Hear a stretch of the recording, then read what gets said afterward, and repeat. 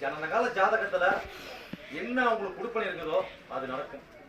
அது கணிப்பிட்டு போட்டு தான் உங்களுக்கு ஒரு பவர் சொல்ல முடியும். தவிர எடுத்தவொடனே எனக்கு வந்து ராசிக்கு அப்படி சொல்லி கொடுத்தாங்க அப்படி சொல்லி யாரும் பயந்துக்க வேண்டாம். சரிங்களா?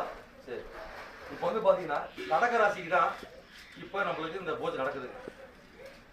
கடக ராசிக்காரங்க தான் மற்ற ராசிகள் கல்யாணம் மற்ற எல்லா ராசியும் குறிப்பா பாத்தீங்கன்னா இன்னைக்கு ஆடி மாசம் பாத்தீங்கன்னா சூரிய பகவான் கடகத்துல போயிட்டு இருப்பார். கடகத்துல இன்னும் பாத்தீங்கன்னா குரு உச்சமா இருக்கிறார். அது அதே மாதிரி பாத்தீங்கன்னா சூரிய பகவான் அங்கதான் பயணிச்சுட்டு இருக்காரு.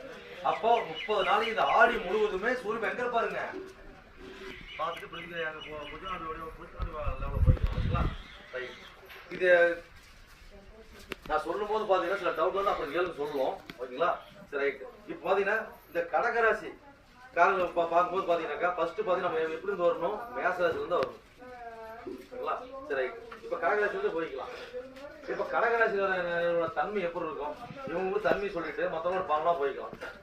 கடகராசிக்காரங்க பாத்தீங்கன்னா எப்பயுமே பாத்தீங்கன்னாக்கா ஒரு இறங்கின மனசு, ஒரு எப்பயும் பாத்தீங்கன்னாக்கா ஒரு கண்ணீர் கை கொடுக்குறவங்க, ஒரு அன்னதானம் போடுறவங்க, பசிக்கு உணவு தருவாங்க.